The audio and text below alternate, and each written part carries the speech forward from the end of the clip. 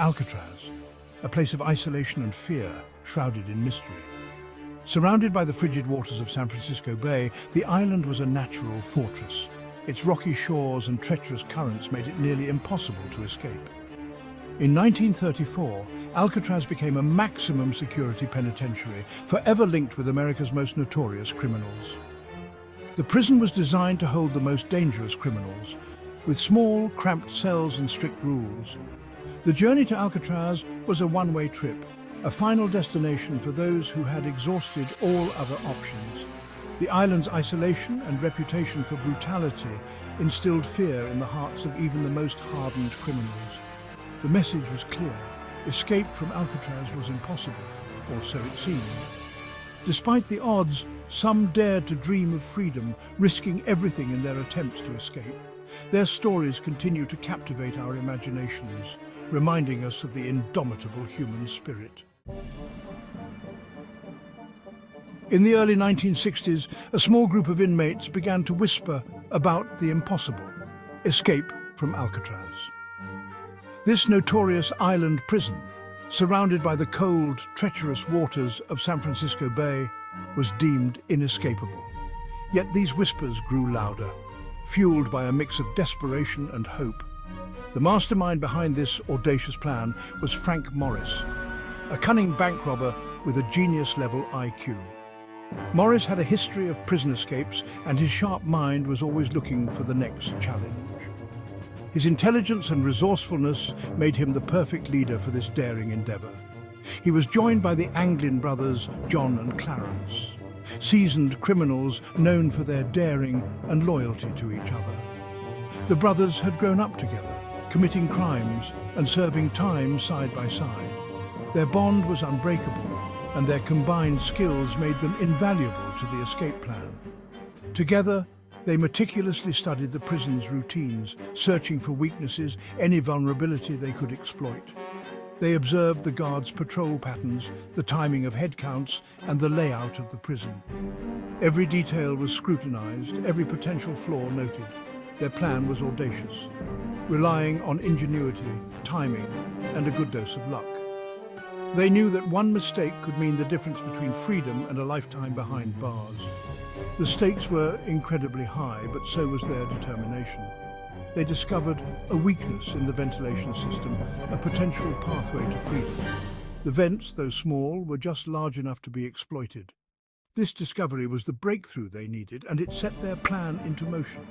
For months they worked tirelessly, using makeshift tools fashioned from discarded items. Spoons, pieces of metal, and even a vacuum cleaner motor were repurposed into tools for their escape. Their resourcefulness was astounding, turning everyday objects into instruments of freedom. They chipped away at the concrete around the ventilation grills in their cells, creating openings just large enough to squeeze through. This painstaking work was done in secret, often at night, with the constant risk of being caught. The noise had to be minimal, the debris carefully hidden. To conceal their work, they fashioned dummy heads from soap, paint, and human hair, placing them in their beds to fool the nightly head counts. These decoys were remarkably lifelike, complete with real hair collected from the prison barbershop. The guards, seeing the heads in the dim light, were none the wiser. Their escape plan, a testament to their desperation and ingenuity, was slowly coming together. Each step brought them closer to the moment of truth. They knew that once they made their move, there would be no turning back. The plan was not just about escaping the prison walls, but also about surviving the perilous waters of the bay. The final phase of their plan involved constructing a makeshift raft from raincoats and other materials they had secretly gathered. This raft would be their lifeline, their only hope of reaching the mainland. As the day of the escape approached, the tension and anticipation grew. Every detail had to be perfect, every contingency accounted for. The night of June 11th, 1962, would be their moment of reckoning. The daring plan, hatched in the shadows of Alcatraz, was about to be put to the ultimate test. The night of June 11th, 1962, was shrouded in a thick San Francisco fog. It was the perfect cover for the escapees' daring plan. As the prison settled into its nightly routine, Frank Morris, John Anglin and Clarence Anglin slipped through the openings in their cell walls. They crawled through the ventilation system, their hearts pounding with a mixture of fear and exhilaration. They emerged onto the roof of the cell block, the cold air stinging their skin. From there, they climbed down a network of pipes and fences, finally reaching the water's edge. Using a makeshift raft constructed from raincoats and glue, they slipped into the icy waters of San Francisco Bay. The last trace of the three men was a collection of personal belongings left behind in their cells, a silent testament to their audacious escape.